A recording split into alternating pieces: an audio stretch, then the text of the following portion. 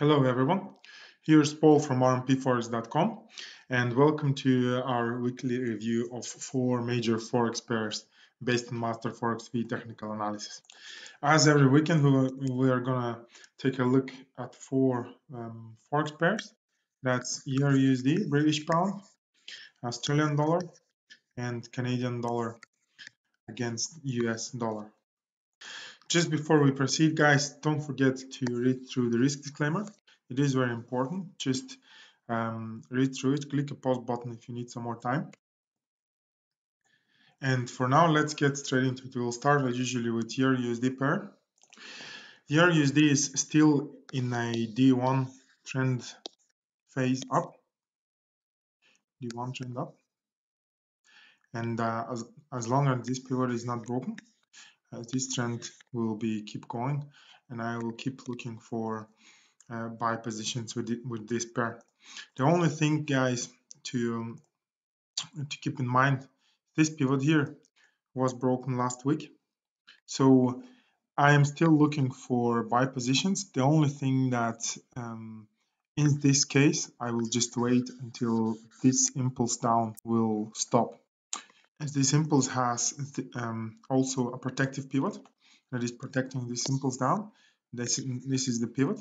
So as soon as this pivot will be broken, this reference point, as soon as that will be broken, I will come back and start using my trend following trading system for the H4 trend and D1 trends up. But as long as this pivot is not broken, I will just stay on the fence and wait until that impulse will finish. That will help me to wait and filter out this pullback and just to avoid it to proceed and finish the whole trend. I don't want to collect too many stops before the trend goes back into its movement. So as you can see, that pivot here, once it will be broken, I will come back and start using my trend following trading system. So that's the idea for EURUSD. Next pair is British Pound. If you remember our last review, we were talking about this reference point. As you can see now, this reference point is broken, and we have an FZR of H4 level down. So this level, H4, is now in a trend phase down. If you remember, that's the pivot point from D1 level. So I'll show you just here. As you can see, it was broken, and we moved into a flat phase for D1 and H4. But now H4, as you can see here, it has an FZR down. The only thing here is that because of this gap, I will be staying away from this pair as well. So I will not be going with this trend unless it renews its low. So for me to start using trend following trading system with this pair down, I will need the price to go through the low one more time. So that's the situation with British Pound. We'll see how it goes. Next pair is Australian dollar against US dollar.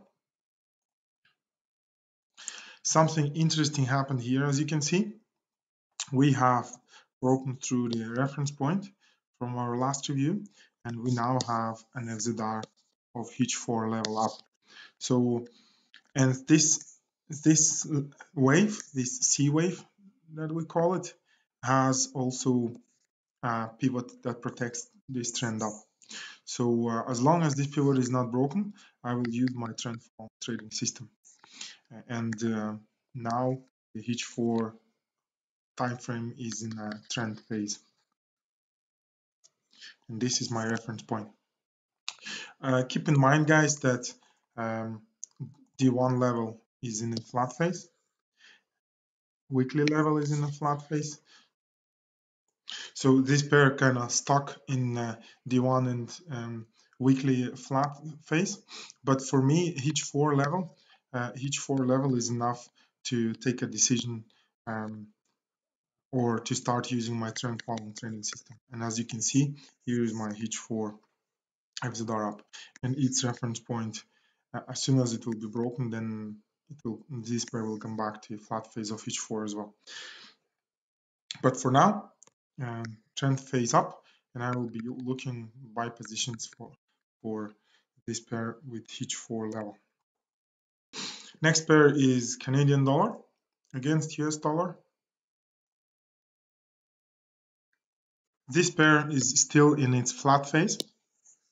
The only interesting detail or interesting thing is once we will renew this low, you can better see it from H1 time frame. Once we'll renew this low, I will start using my trend following trading system. Although you remember from my last review that this is my reference point for FZR down. So this FZR will now become D1 level, or FZR of D1. And this one here is FZR of H4 down. But the only thing is, it happened already. We have that FZR. The only thing is that we came back straight away after breaking through this point. We came back straight away and broke through the MF pivot that was protecting this wave. So for me to come back to trend following trading system now, I need the price to renew its low again. So as soon as we will do it, I will start using my trend following trading system, and we will see what's the reference point will be after that. So that's the idea with Canadian dollar. We'll see how it goes.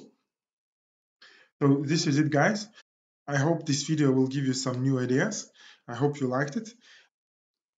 If something will change, if any reference points will change, I will let you know in the comment sections below. And don't forget, if you're not subscribed, click the subscribe button here.